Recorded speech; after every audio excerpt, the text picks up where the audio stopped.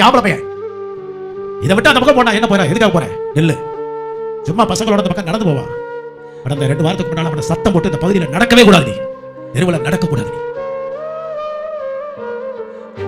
என் பையனை நான் வெறுக்கல, இல்ல தப்பான செய்தியை கூட யாராவது வீப்பாக சொல்லிவிடக் கூடாது. அவன் எவ்வளவு வைராக்கியத்தில் இருக்கான்னு எனக்கு தெரியும். ஆனாலும் நான் இவனை நம்பிக்கை வைக்க மாட்டேன். என் தேவனுக்காக நான் ஒரு காரியத்தை அவன் வாழ்க்கையில் செய்யறது வரைக்கும் நான் கவனமா வச்சிருக்கேன். என் பிள்ளை கொடுத்து அப்படிதான். ஏன் பரலோக ராஜ்யத்துக்குள்ள இதெல்லாம் கொண்டு போய் சேர்க்கணும்? என் சந்ததி மேல நான் கவனமா இருக்கணும். நான் பேசுறது எத்தனை பேருக்கு விளக்குது? எனக்கு கொடுத்ததை நானே உடைச்சு போனாலும் அப்படி ரொம்ப கவனமா இருக்கணும். இன்னைக்கு நிறைய பேரண்ட்ஸ் என்ன செய்யறாங்க, தான் பிள்ளைங்க செஞ்ச தவறுகளை மறைக்கிறதுக்கும் அப்படியே மூடுறதுக்கும் நான் சொல்றேன், ஆண்டவர் ஒண்ணா மூடி போடுவார்.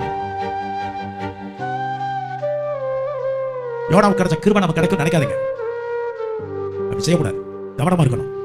ஒரு சின்ன சின்ன பிரச்சனைக்காக நீதிமான கையை நீட்டுறீங்க.